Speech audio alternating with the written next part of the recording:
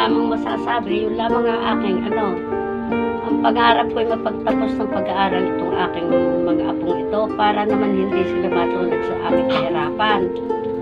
At para araw-araw naman ay hindi ako masyadong mahirapan ng paghahanap ng makakain namin. Yun lang. Muli natin binalikan si Kuya JR sa kanilang tahanan. Ngunit ang ating nadatnan ay ang kanyang ina.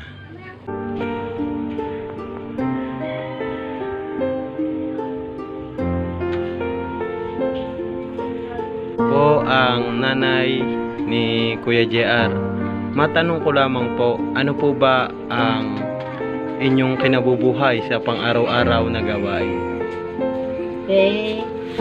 Pagka merong may titindang isda, ako nagtitinda, naangkat ako sa playa pagka merong may huli. Pag wala, edi wala, nasa bahay lang. Si Kuya JR naman po, ano po ang kanyang ginagawa? Si JR, nagsisipag ng kahoy, nagtatabas ng tubo, pagka wala naman natuhanan, yun lang ay kinabubuhay namin mag-ina. Sa tingin nyo po, sumasapat po ba ang inyong kinikita sa pang-araw-araw? Pagka ako'y nakakatinda, nakakasapat. Pagka hindi, ay DTS, wala. Sa inyo pong mga apo, ano po ang inyong mga pangarap? Sa akin naman 3 apong naiwan nga ng ina, at ako na lamang ang siya nag-ano, walang kanyang ama naman nga. Kapag pangalat, nagkasakit, hindi gusto ko na makapag-aral. Kaya nga lamang, walang-wala naman kami nga kung hindi napasok na walang baon, napasok, kakain lamang, uuwi ng tanghali. Kung kayo makakatinda, may makakain sila pag-uwi. Pag wala, tiis.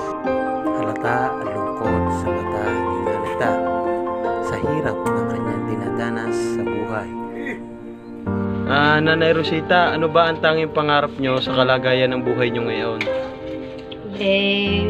Ang gusto ko makapagtapos itong aking 3 apo.